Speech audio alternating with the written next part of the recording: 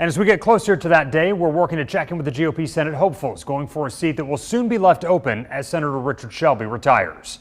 Today, part of my conversation with Congressman Mo Brooks. He currently represents Alabama's 5th District in the House. He first won the seat back in 2010.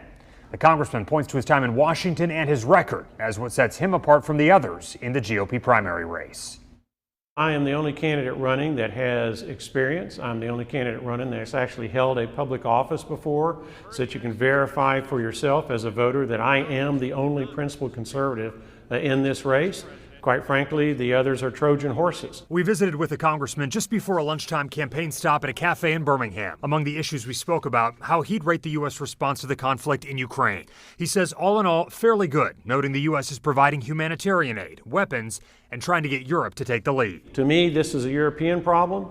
The people of Europe should have had a vastly superior military capability, but they've been relying on the United States of America too much for too long, and we should be encouraging Europe to start taking a greater role with respect to the security of Europe, and we should be aligning ourselves with them and assisting them, but they have to be the lead dog. And I think that's what you're seeing with Ukraine. We are assisting Europe in the defense of Europe against a Russian invasion. On the economy, Congressman Brooks says the U.S. needs to stop attacking energy production, address the nation's debt, and we need to quit paying people who are able-bodied, who are adults, so much money not to work. That needs to stop. That saves tens of billions, maybe hundreds of billions of dollars, perhaps even trillions. I don't know, but it's a pretty big number. If the congressman makes the move from the House to the Senate, he sees the budget as one area where he would focus his attention. We have to get our finances under control, or else we're going to go through a debilitating insolvency and bankruptcy that will usher in one of the worst periods in American history, with the possible exception of the Civil War.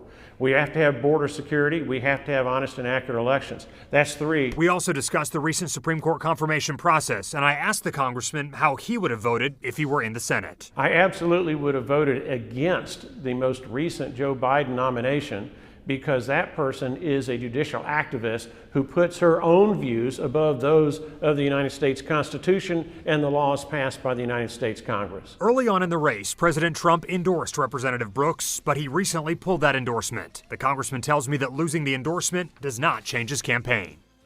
Much more of my conversation with GOP hopefuls in the days ahead, and if you missed hearing from some of the other candidates, we have those profiles right now. Also some important voting information for you.